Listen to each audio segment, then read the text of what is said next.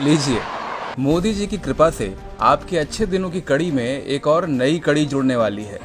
अगर आपकी जेब में खनखनाता हुआ खजाना है, तो फिर अच्छे दिनों के इस करिश्माई साल में आप भारतीय रेल को भी खरीद सकते हैं। जी हाँ, अब कागज कलम उठा के ताज़ा खबर नोट कर लीजिए।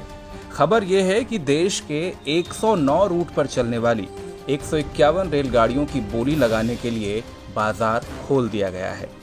इसका सीधा सा मतलब ये है, आइए बोली लगाइए और ट्रेन खरीद लीजिए। जी हाँ, पड़ गए ना चक्कर में। आज़ाद भारत के इतिहास में ऐसा पहली बार होने जा रहा है। धन्य है पीयूष गोयल जी और धन्य है मोदी जी का विजन। अब तक तो हम और आप सिर्फ ट्रेन का टिकट खरीदते आए थे। अब मोदी जी और पीयूष गोयल की कृपा से कोई भी बिजनेसमैन, धंधे वाला आदमी, कोई भी सेठ जी, कोई भी लाला जी चाहें तो पूरी की पूरी ट्रेन रूट समेत खरीद सकते हैं। और अब सवाल यह है कि सेठ जी ट्रेन खरीदने के बाद करेंगे क्या?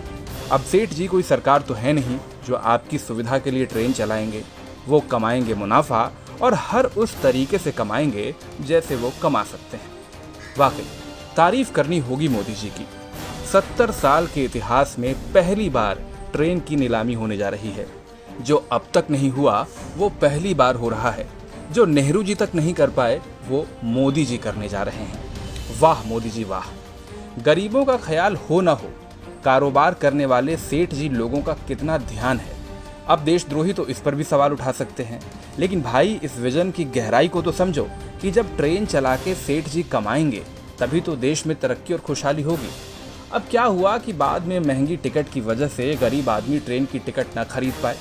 वैसे भी गरीब लोगों को ट्रेन का सफ़र कहाँ पसंद आता है। अभी हाल ही में तो सबने देखा था कि मोदी जी और गोयल जी की इतनी सारी ट्रेन चलने के बावजूद ये जिद्दी गरीब लोग पैदल ही अपने गांव जाते थे। हो सकता है कि यहीं से मोदी जी और पीयूष गोयल जी को ट्रेन को प्राइवेट सेक्टर को बेचने का आइडिया भी आया हो।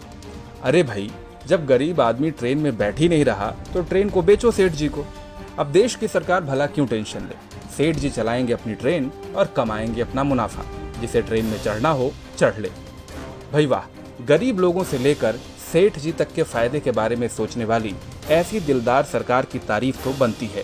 और साथ ही तारीफ बनती है इनके तेज तर्रार एटीट्यूड के लिए भी। एकदम फटाफट अंदाज में 1 जुलाई को मिनिस्ट्री ऑफ रेलवे ने प्राइवेट कंपनियों से प्रपोजल भी मंगवा लिए हैं। भारत सरकार को उम्मीद है कि इससे वो प्राइवेट कंपनियों से करीब 30,000 करोड़ रुपए तक का इन्वेस्टमेंट जमा करेगी।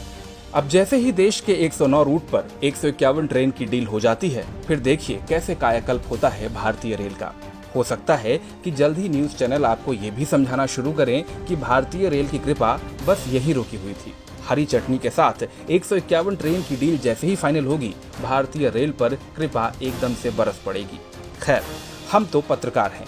हम तो भारतीय रेल के साल 2004 में फायदा कमाने की खबर से भी एक्साइटेड थे और अब रेल बिकने की खबर सुनकर भी उत्साहित हैं।